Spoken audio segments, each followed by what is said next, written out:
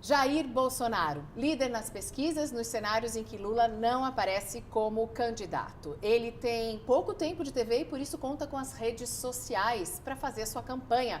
Já está há 3 anos nessa estrada e é o meu entrevistado de hoje, junto com Mauro Taliaferri. Boa noite, Mariana. Boa noite, deputado. E boa noite a você. A gente agradece o pessoal que mandou as perguntas e a participação de vocês é sempre fundamental pelo Twitter usando a hashtag do programa Mariana Godoy Entrevista. Muito obrigada, candidato, por sua participação aqui mais uma vez no nosso programa. Eu quero perguntar o seguinte, primeira, o senhor vai participar também dos debates? Posso contar com a sua presença aqui no dia 17 de agosto? Com toda certeza, também pela consideração que eu tenho com vocês, você me trataram com bastante cordialidade e isenção. E eu pretendo, sim, participar de todos os debates, até para suprir a falta do tempo de televisão que o meu partido tem. Por que surgiu essa história de que o Bolsonaro não ia participar dos debates? Eu respondi certa vez que ia decidir. Eu não falei que sim nem que não. E, de repente, a coluna do Anselmo KGB Góes resolveu dizer que eu não participaria. E daí eu peguei um vídeo de 15 dias atrás, né, numa palestra que eu dei, e falei que iria participar, até porque não tenho o que temer. Okay? E se eu não tiver condições realmente de responder certas perguntas, algumas com toda certeza não vou responder, eu não sei de tudo. Tá? E o povo vai fazer esse julgamento. Nós não estamos enfrentando um vestibular, é um debate político, que eu entendo que um presidente da República, ele não vai jogar bola, ele tem que ser o técnico que vai escalar seu time. E entendo que o único que pode escalar um time com isenção, caso chegue lá, sou eu. Agora, para ser técnico de um time, é preciso entender de futebol. Como é que você vai saber que os seus ministros estão fazendo o que é certo ou estão fazendo a escolha certa em um determinado momento se você não conhece do jogo? Bem, o que é conhecer do jogo? Por exemplo, economia. O que nós queremos? Uma inflação baixa, tá? Queremos uma taxa de juros baixa também, tá ok? Queremos, começar a pagar a nossa dívida, que não é fácil, desburocratizar o país, desregulamentar muita coisa, aquecer a economia, sem aumentar imposto. Isso eu tenho botado para a equipe econômica minha. Tem condições de fazer, e eles são os especialistas disso. Tem. Então, vamos em frente. Só vocês, então, são as minhas pessoas, né? Meus homens e mulheres da economia. Mas o senhor já começou a pensar, então, em alguns nomes para eventuais ministérios. O senhor reduziria o número de ministérios e já poderia adiantar alguns nomes que poderiam fazer parte dessas pastas mais importantes? Eu tenho uma equipe que trabalha comigo, parlamentares, basicamente, o Major Olímpio aqui de São Paulo. Que seria o quê, por exemplo? Por enquanto é o nosso senador. Entre outros nomes que a gente fica discutindo, né? Quem poderia ir para lá, e os convites estão sendo feitos. Procuramos o general Augusto Heleno. Ele quer estar nesse nosso time, mas não pretende ser ministro. Daí eu abri para ele. Então o senhor vai indicar quem vai ser o ministro da Defesa, que vai ser um oficial general de 4 estrelas. Tem que ser uma pessoa que realmente entende do assunto lá.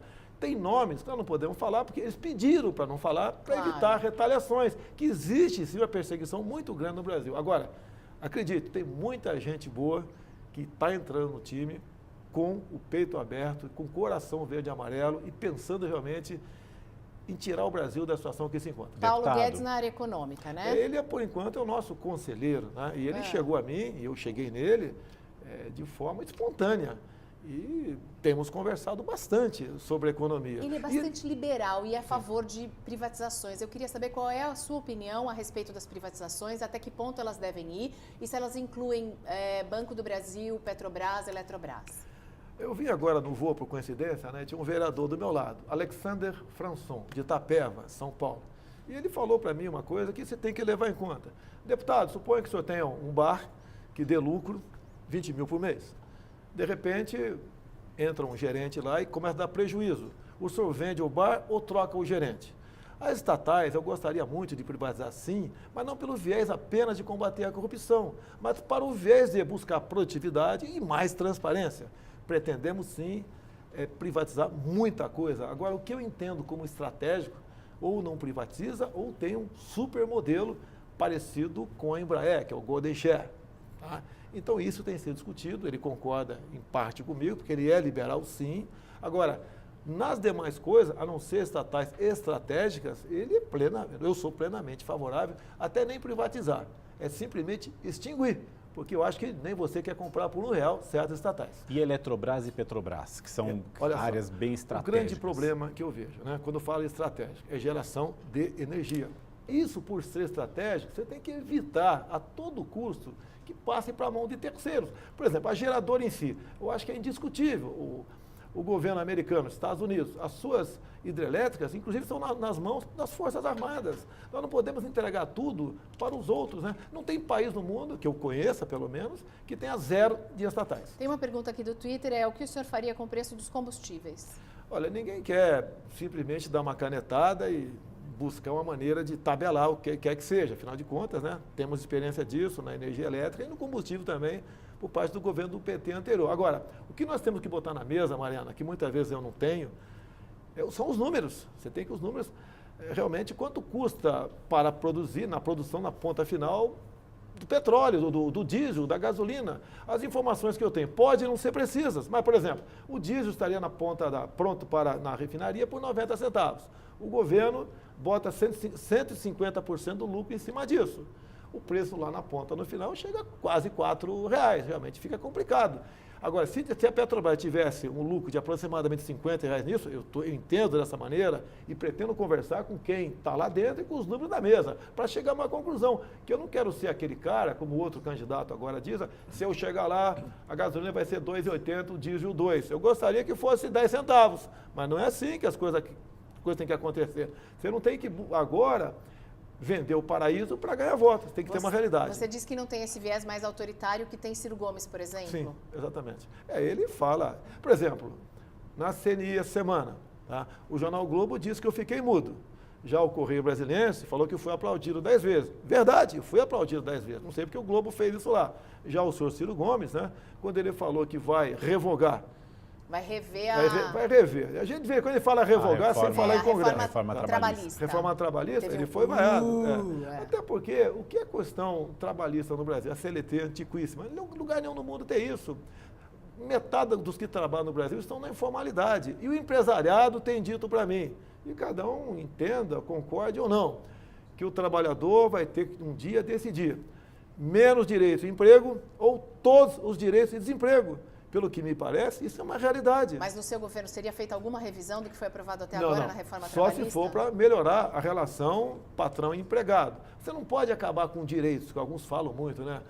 Fundo de garantia, etc. Tudo isso está no artigo 7º da Constituição. Somente uma nova Assembleia Nacional Constituinte poderia poderia rever isso daí. Então não existe essa preocupação. O senhor chegou a declarar que entre o emprego e os direitos era melhor ficar com o emprego. Isso é negociável? Até que ponto esse equilíbrio tem que ser mantido? Você tem que amadurecer essa ideia, você não pode impor isso daí. É que eu tenho falado para todo mundo, a classe empresarial, quando converso com eles, vocês têm que colaborar junto à mídia, junto à entrevista que vocês dão para mostrar a realidade. Quer uma coisa? Hoje em dia, por exemplo, Fernando Henrique Cardoso, ele aprovou, na época, o ministro Dornelles, uma multa de 40% no fundo de garantia, no caso de desemprego. Qual a intenção do governo? Bem clara, era simplesmente evitar demissões. Bem, no primeiro momento evitou, mas no segundo, ninguém mais admitia, pensando exatamente na demissão na frente, porque dificilmente você caracteriza a justa causa. Então, quanto mais direitos você quer dar para alguém, pior fica. Essa é uma realidade que não é o que estou dizendo, é quem está empregando. O senhor está pronto para dizer para o eleitorado que nós vamos ter o ano que vem e possivelmente o outro ano ainda muito difíceis para enfrentar por conta das contas públicas, dos cofres públicos, dos déficits que não vão estar resolvidos no curto prazo? E está pronto para dizer para os seus colegas hoje no Congresso que muitos dos seus benefícios terão que ser tirados também, para começar a dar um exemplo de cima para baixo? Quando o Lula assumiu, a nossa dívida interna era 600 bilhões. Hoje está na casa do 3,6, meia dúzia vezes mais. E está num crescente. Você tem que botar um freio nisso. Tem que botar um teto nisso também ou não? Eu acho que tem. Ver onde você está gastando, onde você pode economizar.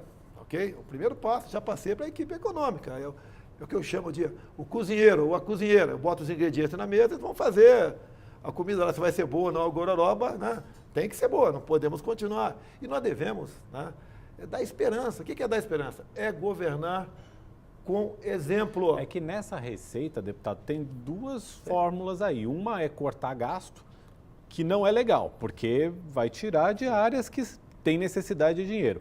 A outra é aumentar a receita, que também não é legal, porque no momento o único jeito de aumentar a receita num curto prazo é aumentar imposto. Antes da gente... É onde você se engana. O quadro ideal é a economia se recuperar e recuperar a arrecadação. Uma coisa simples aqui. Mas isso não é no tudo tem a ver prazo. com a economia. Quase tudo. Até a questão de segurança tem a ver com a economia. Você quer fazer, por exemplo, uma propriedade tua, uma pequena central hidrelétrica. Você leva no mínimo 10 anos, se é que o IBAMA vai te dar licença. Vamos diminuir isso para 2 meses, porque não tem condições de fazer isso aí. E por que a licença demora tanto? Porque as empresas que transmitem energia fazem lobby junto ao IBAMA, sim, para não permitir a construção da CH, para eles venderem energia para aquelas pessoas. Você começa a baratear a energia do Brasil. Quando você fala em desregulamentar, o Trump, decisão dele, cada uma nova regulamentação, temos que revogar 2 outras. Você tem que fazer a mesma coisa aqui. Certas coisas, você tem que beirar a informalidade, porque nós vamos mergulhar num caos. Isso interessa para a esquerda, um caos se fazer presente no Brasil. Porque já fala agora, olha, estava bem conosco, olha como é que está agora. Exatamente essa informalidade aqui que teria que beirar? Olha só, metade dos trabalhadores estão na informalidade. Se você adequar a legislação trabalhista, você vai empregar mais gente. Se você desregulamentar, desburocratizar, você vai ter mais gente criando empresa e investindo.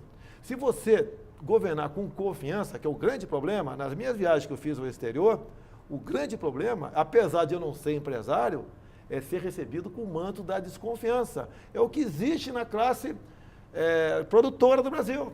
Você pode ver, problema agora, o Senado está ultimando uma mudança na Lei Candir. O que vai repercutir isso aí? Os governadores vão cobrar ICMS dos commodities, que é os produtos agrícolas, basicamente, os minerais. Vai prejudicar a nossa competitividade aí fora. Nós temos problema aqui, indigenista, ambiental, que estão sufocando o agronegócio. Você não pode botar o IBAMA, por exemplo, o ICMBio, para multar o produtor rural à torta e à direito. Você não pode continuar deixando que o homem do campo, que é o que garante, em parte, o superávit na nossa balança comercial, ser assombrado, aterrorizado por MST e por invasões indígenas. E o governo não faz absolutamente nada. O que o seu governo faria com MST, MTST, com ONGs e outras associações que são a favor do meio ambiente, das terras indígenas, da propriedade como área de preservação ambiental? Vamos por partes aí. Eu acho que todo mundo aqui mora em algum lugar. Uma grande parte é própria. Apartamento, casa, uma chácara, uma fazenda. Isso é sagrado. Qualquer invasão tem que ser repelida. Não interessa com que força. Repelida, ponto final. As ações do MST têm que ser tipificadas como atos de terrorismo. O MTST, se invadir a tua casa, eu quero, depender de mim, você vai ter uma arma dentro da tua casa, se você quiser, para repelir qualquer invasão. A propriedade privada numa democracia é sagrada e ponto final. Falando sobre armas, recebemos também vários tweets de pessoas querendo saber se o porte seria liberado para qualquer pessoa acima de 21 anos, o porte nas ruas. Questão de armas. Não é para todo mundo jogar para cima. Tem a questão da posse de arma de fogo e do porte. Tenho discutido muito com o Major Olímpio aqui, que é meu assessor de segurança aqui no Brasil, de São Paulo. Então, o que acontece? Posse de arma de fogo, 21 anos de idade. E alguns pré-requisitos. Exame psicológico, exame de manuseio e residência. Não precisa mais do que isso. A posse é para ter uma arma em casa. O porte de arma de fogo, você tem que cobrar algo mais. Por exemplo, os vigilantes do Brasil. Quem, porventura, cumpriu 6 meses como profissional, tem o exame, tem a carteirinha da ata, vai ter porte de arma de fogo. Caminhoneiro, por que não? Você faz mais alguns testes também, além desse que eu te falei, pouca coisa. Mas não deixar o Estatuto de Armamento como está aí, que de forma irresponsável e premeditada, desarmou o cidadão de bem e deixou a bandidada com fuzil. Eu nunca mais vou buzinar para o caminhão. Né? Eu não buzino para caminhão, se fosse assim, os Estados Unidos seria bang-bang a todo momento. Mas lá, é bang-bang, lá é bang-bang. Não. Lá, o número de mortes por 100 mil habitantes é na ordem de 5 vezes menos do que aqui. Mas é um bang-bang. E lá, o que acontece? Agora, por que é 5? Não é bang-bang. Não é. Eu estou falando 5 vezes mais menos do que aqui, não é bang bang. É que aqui é guerra civil, mas o bang bang... Não, mas aqui é que não tem punição, Mariana. Você, hoje em dia, você pode ver, depois de criar audiência de custódia, quem comete furto e roubo não fica mais que 24 horas detido. Estes outros, mesmo pegando muitas vezes com arma ilegal, por muitas vezes sai fora, mas, não Bolsonaro, são presos. A gente recebeu aqui também no Twitter, o Twitter manda tudo, né? Essas redes sociais são impossíveis. Uma matéria da época em que você foi assaltado e que diz que levaram a sua arma. 2 dias depois recuperei minha arma. E por coincidência ou não, amanheceu morto, né? O traficante daquela área cuja local estava lá. Não, de que a arma não é a solução para eu continuo. Então, você é uma pessoa treinada. Não, mas espera aí, você pode ser surpreendido. Por que não? Você pode ser surpreendido. Acontece. Não quer dizer que você está armado, está 100% protegido. Mas eu quero ter 5, 10, 15% de chance de reagir. E não morrer como um animal na mão desses caras, porque eles não têm qualquer piedade, nada. Agora, se mais gente andar armada, esses marginais, e você der o excludente de ilicitude para os policiais e para você, em legítima defesa da sua vida, de terceiros, do teu patrimônio de terceiros, isso cai assustadoramente. Olha, você mencionou o Trump e mencionou também o direito à propriedade e o direito que as pessoas têm de se defender. O Trump propôs várias vezes, segundo a CNN, invadir a Venezuela. Qual a sua posição a respeito disso? Olha só, a nossa grande mídia, né, em grande parte, a gente não acredita, ok? Agora, não, o mas Trump, isso é num primeiro momento, você tem que, no meu entender, impor sanções. Que o Brasil devia estar fazendo isso há muito tempo. Eu estive em Roraima, tá? Eu estive em Boa Vista. Tá, não, okay? mas Estados Unidos invadindo Venezuela. Não vai invadir, no meu entender. No meu mas entender, se quisesse? Se quisesse. Olha, não é tradição norte-americana esse tipo de ações por um momento que se encontra a Venezuela. Não é isso daí. Você pode ver, o vice-presidente dos Estados Unidos teve agora em Roraima. Tá? Lamentavelmente, o prefeito de Manaus, Arthur Vigílio, falou um montão de impropérios para ele. Sai daqui, vai embora. Okay? Então, isso é muito triste para nós. E o americano, no meu entender, tem um papel excepcional no mundo. Nos ajudaram, sim, no passado, de modo que evitou que nós transformássemos aqui numa Cuba no passado, colaborar discretamente no tocante a isso. Ele tem um certo papel... Colaborar discretamente. Olha, como é que seria Israel? Me responda. Como é que seria Israel, Coreia do Sul e Japão, com Kim Jong-un à vontade, sem os Estados Unidos ali botando pressão em cima deles? Mauro. O senhor fala muito da sua relação com a mídia e de muitas vezes que o senhor acha que o senhor é mal interpretado ou mesmo maltratado pela mídia. O senhor, eleito presidente da República, pretende propor algum tipo de regulamentação ou de regulação para a mídia? Zero. Inclusive nas mídias sociais que tentam, né? Eu sou um dos mais atacados das mídias sociais. Né? O que acontece? Você tem que usar a mídia técnica, pelo que eu sei. De acordo com o Ibope, você destina o percentual da sua propaganda oficial. No mínimo isso. Agora, você tem o direito, como presidente, se quiser jogar menos em tal empresa, você joga. Você não pode jogar mais? Você pode jogar menos. Tem uma grande órgão de imprensa aí que fatura 80%. Ok? Eles têm que ser adequados, me entender? Não é em cima de leis e censuras, como o PT queria há muito tempo, falava do controle social da mídia. Nome bonito, né? Controle social da mídia. Você não pode fazer isso aí. Agora, a imprensa, em grande parte, eles têm que vender, vocês falam vender, né? A verdade. Por isso tem caído. Nos últimos 3 anos, se não me engano, 4, caiu em torno de 40% a vendagem da imprensa de papel. Qual o objetivo disso aí? Não me entender.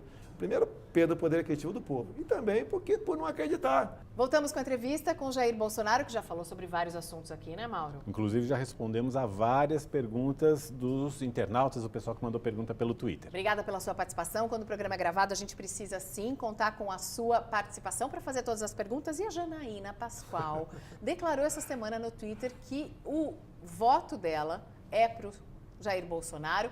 Eu queria saber, porque também muita gente aproveitou esse Twitter dela e disse, por que não Janaína vice de Bolsonaro? Existe essa chance? Estou muito feliz com a declaração dela. Aumenta mais ainda a nossa responsabilidade. É uma mulher conhecida no Brasil todo pela sua posição firme no combate à corrupção e no tocante ao impeachment também da senhora Dilma Rousseff. Até o momento, o meu noivo chama-se Magno Malta. Mas eu tenho que contar com a possibilidade, sim, né, para não ser surpreendido, né? Espero que não, o noivo me abandonando no altar. E daí a senhora Janaína Pascoal seria, sim, no meu entender, uma excelente vice-presidenciável, assim como o general Augusto Heleno está em nosso radar também para esta possibilidade, ok? Espero fechar com o Magno Malta. Magno Malta, senador pelo Espírito Ele é do Santo, Espírito Santo, do PR. Ele tem a opção de concorrer à reeleição ao Senado pelo PR. É um homem que soma, como a Janaína e o João Heleno também, né? Falando do Magno agora, tem um tremendo trabalho de defesa da criança, combatendo a pedofilia, contra a questão do aborto, brigando realmente pelos valores familiares, que isso agrega muita coisa. O MDB vai poder fazer parte do seu governo? Na questão, olha só, é uma coisa importante que vou dizer aqui agora, né? E que eu tenho dito, temos que fazer política de forma diferente. Não podemos dar as costas para o parlamento. E o que acontece? Temos como coordenador dessa área o deputado Onyx Lorenzoni, do Rio Grande do Sul. Chegamos a 110 parlamentares de vários partidos, exceto aquela esquerdalha, tá? Que querem participar do governo de forma individual. E eles, no meu entender, têm o seu valor e precisamos deles. Nós queremos fugir das lideranças partidárias que sempre funcionaram como lideranças sindicais. E nós sabemos onde vai chegar essa forma de fazer, de governabilidade. Vai chegar na toma que eu lá da chamo cá. em roubabilidade. Essa é a verdade, roubabilidade. Você pode ver, a Petrobras foi destruída por quem? Basicamente pelo meu ex-partido, ok? E outras estatais também. E entram também em bancos privados, ok? Então nós temos que acabar com isso. Agora, para acabar com isso, nós temos que ter uma base que pense da mesma maneira. Estamos construindo essa base e temos um número considerável, 110 até o momento. Deputado, não existe muita esperança de que o perfil do Congresso vá mudar muito no ano que vem com as eleições.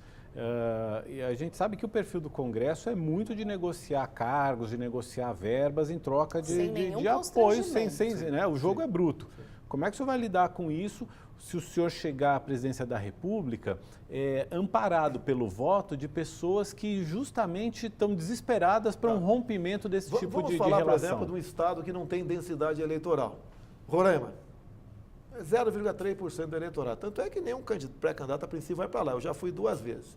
Se você conseguir resolver o problema de Roraima, que é a energia, por que os 8 parlamentares não poderão fazer parte da base do governo com esse atendimento ao seu estado, que vai beneficiar todo mundo? Se você atender, por exemplo, a bancada ruralista, tem problemas com o MST, tipifica como terrorismo ações do MST, resolve a questão dessas dessa multagem, tá? que é uma covardia que fazem com produtores rurais, via IBAMA e ICMBio.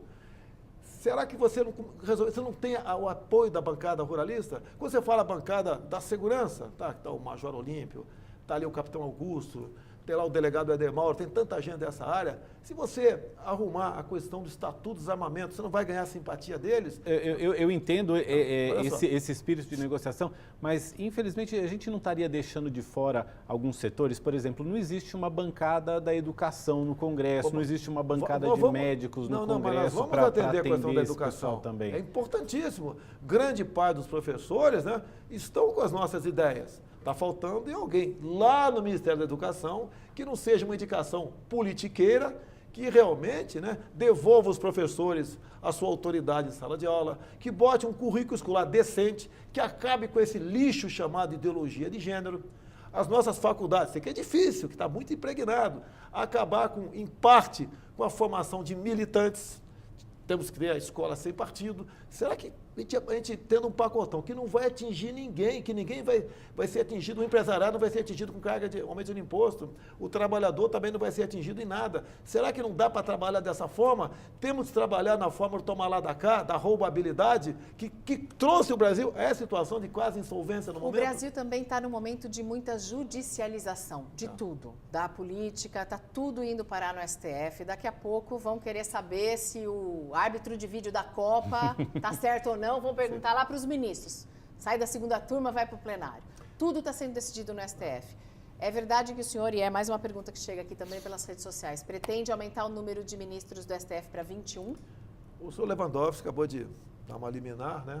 Qualquer privatização tem que passar pelo Congresso. Eu entendo que uma liminar política para atender interesse de companheiros do PT. Porque o grande foco onde se criam esses militantes de esquerda são nas estatais, um cabidaço de emprego enorme. O que eu lamento do nosso Supremo Tribunal Federal. Eles não podem legislar. Estão legislando legislam para tudo lá, praticamente. Mais ainda, o Conselho Nacional de Justiça também legislar a questão da audiência de custódia. Uma turma do STJ decidiu um tempo atrás, se um policial militar parar uma viatura, isso é um elemento lá dentro, fala um montão de palavrão policial, aquilo não é desacato, aquilo é liberdade de expressão. E a minha proposta de aumentar mais 10, eu estou dando recado para o Supremo. Cada um tira as suas conclusões que bem entender. A forma de nós equilibrarmos o Supremo para que ele haja estritamente de acordo com o que reza a nossa Constituição, é botar 10 pessoas isentas lá dentro. Com o perfil de quem? De Sérgio Moro. Isentas, é uma proposta minha. Você colocaria Sérgio Moro no Supremo? Tem que perguntar se ele aceita, né? Para até ninguém falar que eu estou fazendo campanha usando o nome dele. Se ele aceita. Lógico que não vai responder isso agora, até por uma questão política, com toda certeza, para manter a isenção dele no belíssimo trabalho que ele faz. Eu falei do perfil de Sérgio Moro. Mas, no caso, o senhor como presidente da República, que indicaria esses 10 novos ministros. Sim. Ou seja, o senhor estaria agindo muito parecido com o que o chavismo fez na Venezuela, que indicou praticamente todo o judiciário do país e agora passou a governar como bem quis. Alguém no Brasil, hoje em dia, bate palmas para o nosso Supremo Tribunal Federal? Mas essa também seria... Mas o presidente da República indicar todo mundo é solução? Eles estão legitimando a corrupção. Que seja uma turma, outra parte que se cala, estão legitimando a corrupção. Por exemplo, Sérgio Moro, o que ele ganhou com isso tudo até agora? Ele perdeu sua liberdade. Ele não está com tornozeleira eletrônica, mas não tem liberdade para ir na padaria comprar um pão. Não pode ir na praia, não pode ir no cinema. Ele vai comprar o pão em Nova York, mas ele deve, a situação como está no Brasil, ele tem que ir para lá mesmo, porque aqui ele vai acabar morrendo mais cedo ou mais tarde. Ou tem dúvida disso? Quem levou esse estado de coisa? Em parte nós, políticos, e o Supremo Tribunal Federal escancarando aí as portas dos presídios para todo mundo sair de lá. Olha o Zé Dirceu, condenado a 30 anos de cadeia. De repente, gama liminar do Toffoli, que foi advogado do PT, que inclusive nem tornozeleira vai usar. Não sou eu, Mariana, que vou botar. Eu vou indicar e o Senado vai ter que aprovar. Se o Senado não topar, amém. Vamos continuar com esse Supremo que está aí. E você tem essa disposição de o que der certo deu e o que não der certo não deu, até para essa eleição também? Essa vai ser sua primeira disputa, mas você já vem se preparando para isso há algum tempo. Sim. Se ganhar, ok. Se perder? Eu não conto com essa hipótese, tá? Eu entrei em campo não com obsessão, mas muito bem preparado para ganhar. Estou há 3 anos andando pelo Brasil. Eu sou o patinho horroroso dessa história aí. Okay? E pretendo, inclusive, pelo que tudo indica, a gente ganhar no primeiro turno. Eu lamento o Supremo Tribunal Federal, olha outra medida do Supremo, revogar, anular, tornar inconstitucional a lei minha do voto impresso. Eu lamento isso, que era a única forma de nós garantirmos que em quem você votou, Mariana, o voto realmente fosse contado para aquela pessoa. E os argumentos da senhora Raquel Dodge foi o quê? Que a impressão do voto compromete a segurança das eleições. Eu não sei onde ela estava com a cabeça, com todo respeito a ela, né? Para escrever isso. Você também desconfia um pouquinho da urna eletrônica, né? Muito, tanto é quando eu decidi em 2014 vir candidato, em 2015 eu aprovei uma emenda a um projeto de lei eleitoral para exatamente garantir o voto impresso. A senhora Dilma Rousseff vetou e nós derrubamos o veto. E olha só, Mariana, em dezembro de 2014, a senhora Dilma Rousseff esteve em Quito, no Equador. Entre outras medidas, junto à Unasul, que é o nome de fantasia do Foro de São Paulo, decidiram que teríamos que ter aqui, que eles criaram uma unidade técnica eleitoral sul-americana. A esquerda, que nunca teve qualquer amor ou simpatia por liberdade e democracia, descobriu, junto às armas da democracia, o caminho para o poder, que são essas malfadadas urnas eletrônicas. Mauro. Acho que a gente precisa dar uma respirada. Né? Vamos? Uma respirada? Então, eu vou aproveitar para repercutir uma notícia que saiu esta semana, que a Corte Interamericana de Direitos Humanos condenou o Brasil pelo assassinato do Vladimir Herzog. Foi a primeira vez que o Brasil foi condenado pela Corte Interamericana e foi considerado um crime contra a humanidade. O que eu tenho a falar? Tem que comentar. Em 64, né, quem caçou João Goulart foi o Parlamento Brasileiro, com apoio da grande mídia, exceto o Jornal Última Hora, da OAB, dos empresários, dos agricultores, das mulheres nas ruas. Ninguém queria o comunismo. Esse pessoal fugiu do Brasil, voltou em 66 para a luta armada. E daí, ao longo disso tudo, alguns inocentes acabaram tendo um fim que não mereciam, no meu entender. O caso do Vladimir Herzog, né, muitos falam que ele praticou o suicídio. Você Não. pode ver. Bom, enfim. Falam, mas ninguém tem prova de nada. Por exemplo, a bomba no aeroporto de Guararapes, em 66, morreu um almirante e um jornalista. Ninguém fala desse jornalista porque quem botou aquela bomba foi um grupo chamado Ação Popular. Não estava lá esse cidadão, mas um dos integrantes da Ação Popular era José Serra. Então, olha só, essa é uma história que passou, lamentavelmente. Agora, se nós tivéssemos perdido essa guerra, com toda certeza, nós estaremos conversando hoje aqui. No caso do Vladimir Herzog, a fotografia, inclusive, do momento da morte, enforcado, quando ele não tinha nem cadarço, nem cinto. Eu não vou nem entrar em detalhes, mas a foto mostra que ele tinha até condições de pôr o pé no chão. Então, eu te mostro duas fotos. Uma em Goiânia. Mas não é importante reconhecer que a ditadura brasileira assassinou? Eu quero saber, Mariana, que você me defina o que é ditadura. Por exemplo, a TV Globo nasceu em 65. Qual órgão de imprensa nasceu em qualquer ditadura do mundo? Nós tínhamos liberdade de ir e vir. Nós poderíamos sair do Brasil e voltar. Este pessoal, em torno de 400 que morreram, desapareceram, queriam aqui pela força, como alguns mesmo deles dizem, como Eduardo Jorge, Fernando Gabeira, eles queriam a ditadura do proletariado, que é a mesma que tem em Cuba. Essa condenação não faz uma reparação histórica? Na minha parte é passado, lei da anistia, está tudo pacificado. Por que não falo dos nossos mortos? Por que não falo do tenente da Polícia Militar, Alberto Mendes Júnior, da então Força Pública de São Paulo, executado, cacetado no Vado Ribeiro, pelo grupo do Lamarca e Dilma Rousseff. Ele se entregou como refém para esses grupos. Então, esse passado, nós devemos simplesmente respeitar a lei da anistia. Reparou que no momento onde aparece um capitão do Exército com chance de ser presidente, essas notícias se avolumam. A imprensa, o jornal o Globo em especial, cansou de fazer nas últimas semanas matéria voltada a isso, dando a entender claramente que se o capitão Jair Bolsonaro for presidente, isso voltaria. Pode ter certeza. O que vai voltar é o respeito, a ordem, seria radical com a corrupção, não aceitarei essa ideologia de esquerda aqui dentro, vamos combater o Foro de São Paulo, vamos cortar a gasolina. De que maneira? É você cortando o combustível, a gasolina, dinheiro de ONG. Você pode ver. Quando você fala no programa Mais Médicos, ninguém tem qualquer comprovação que esse pessoal, esses 12 mil aproximadamente que estão aqui, tem qualquer conhecimento de medicina. E eu duvido, mas se você queira, atendido por um cubano desse, fantasiado de médico aqui dentro. Agora, no final das contas, nós mandamos por ano... A saúde em Cuba é uma coisa que funciona, candidato. Parabéns, o Hugo Chávez foi para lá e morreu, tá certo? Então vamos lá, nós mandamos por ano... Daí é que todo mundo vai morrer nós mandamos por ano para Cuba 1 bilhão e 300 milhões de reais pelo aluguel dessas pessoas. Mariana, se você é mãe por acaso, mas não sei, se é mãe. Você, lógico, sua filha teve idade pequena. Meu filho. Imaginou você ficar longe do teu filho 1 ano, 2 anos, você imaginou? Até uma semana você não queria ficar longe dele. As médicas, entre aspas, cubanas que estão aqui, os filhos estão em Cuba. Porque se os filhos vierem para cá, elas simplesmente fogem para Miami, deserto. Até porque o governo do PT lá atrás, e parece que o Temer aceitou, continua valendo, quem porventura pedir asilo aqui será deportado. Então não vem esse pessoal da ONU falar em direitos humanos, querer vitimizar em cima do Herzog. Lamento a morte dele, que circunstância, se foi suicídio ou morreu torturado, lamento. É o que você está dizendo, tá certo? Você não estava lá, nós não estávamos lá. E suicídio acontece, o pessoal pratica suicídio, tá ok? Não tínhamos nada, pelo que o Herzog fazia aqui, de você dar pancada nele. Ele era um colaborador.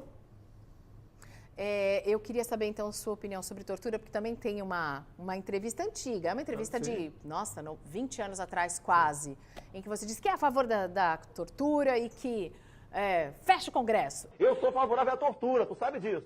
E o povo é favorável a isso também. Vamos falar em tortura primeiro? Vamos. Já que você tem filho, eu também tenho, tá ok? O caso que eu contei naquela época é o seguinte, imagine uma criança sequestrada. Daí você pegaria no orelhão um dos sequestradores negociando o resgate.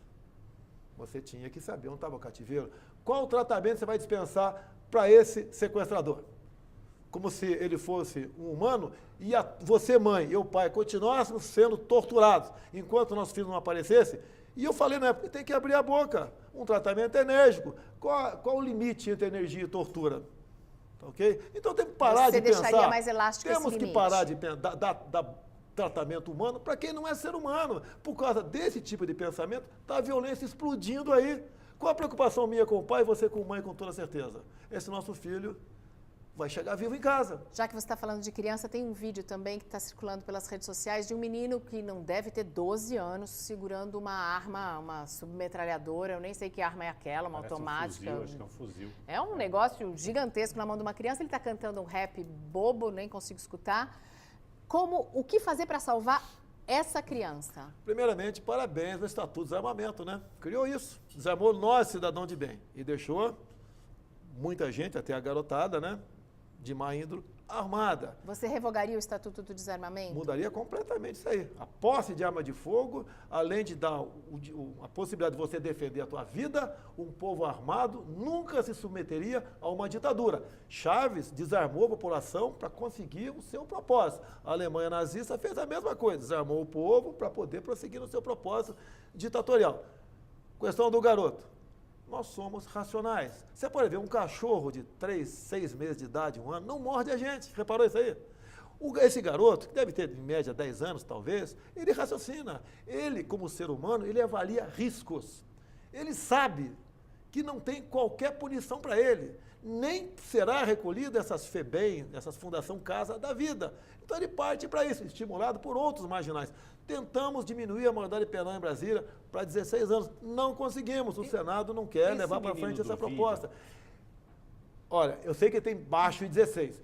O que proposta eu tenho? Se você tem que jogar pesado na questão da educação lá embaixo, tem que jogar pesado lá embaixo. O senhor acha que esse menino do vídeo já é um bandido?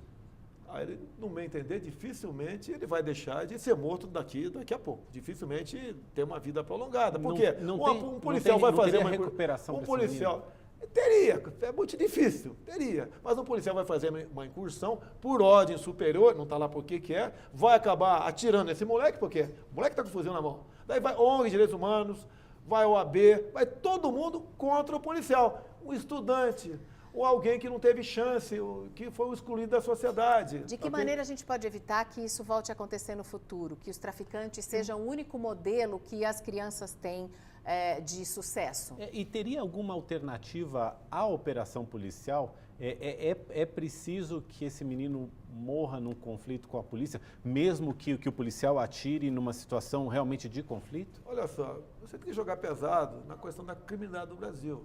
Depois da audiência de custódia em especial, o Major Olímpio tem me reportado muito bem essa questão aí, quem pratica furto e roubo, quando muito, fica detido por 24 horas. Você tem que jogar pesado, você tem que acabar com essa história de progressão de pena, saidão no dia das mães, no dia da vovó, no dia da Luluzinha. Você tem que, o cara for para a cadeia, não tem que ler o Tio Patinhas, né, ou um gibi e diminuir a pena dele. Ele tem que saber que ele vai ficar afastado realmente do convívio da sociedade por necessidade de sobrevivência e humanidade da maioria. Enquanto esse garoto, o outro marmanjo, que ele raciocina, ele mede o custo-benefício, sabe que não vai ter punição, e se for para a cadeia, vai ter visita íntima. Ou tu acha que o bandido lá recebe a visita da esposa? Ele decide quem vai ter relações sexuais com ele. Quando há um saidão, ele paga a missão para aquele cara que está saindo. Você tem que cumprir essa missão. Se não cumprir, ele morre. Então, para não morrer, ele não volta. É o país da impunidade. Temos em torno de 700 mil presos no Brasil. Tem que prender, sim, mas com tempo de punição, uma vez condenado, que ele cumpra. Olha o exemplo do Zé Dirceu. Quem é que está estimulado a ser honesto no Brasil? O Zé Dirceu desviando bilhões, ele e a sua quadrilha. Condenado a 30 anos em segunda instância. O Supremo solta esse cara. Que exemplo nós temos, qual estímulo nós temos para ser honesto no Brasil? Nenhum. Deixa eu fazer a pergunta, a gente está chegando já ao final, Mariana. Eu queria fazer uma pergunta, que é a pergunta do Tiago e também do Acido. Opiniões como essas, o senhor sabe que tem gente que concorda com o senhor, mas tem gente que também discorda. E eles perguntam exatamente o seguinte: o que o senhor pretende fazer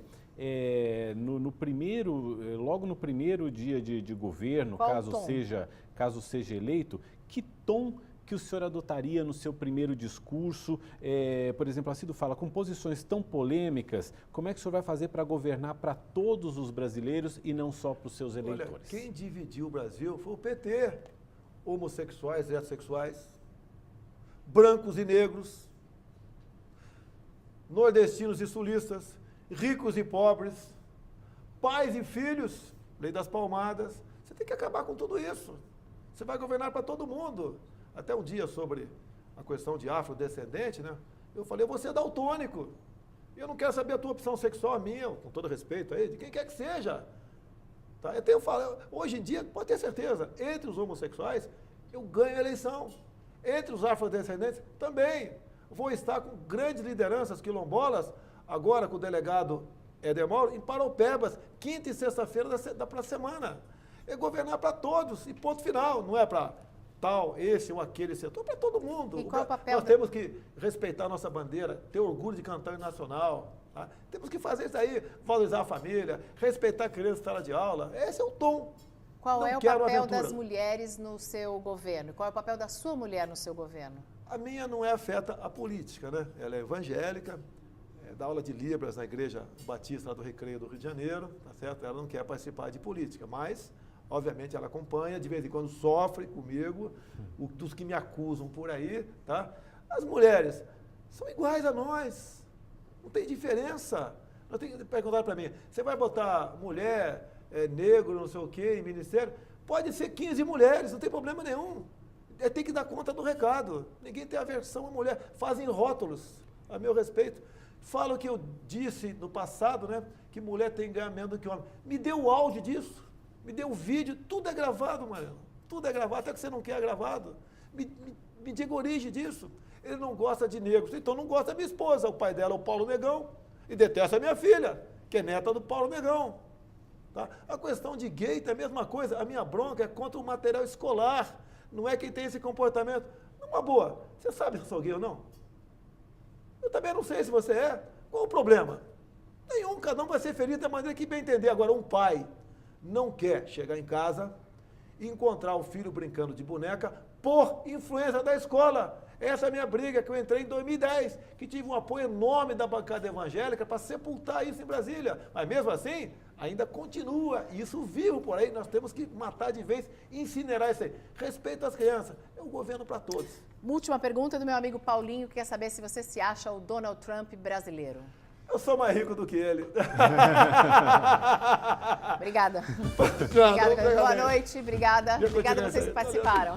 Tchau, obrigado.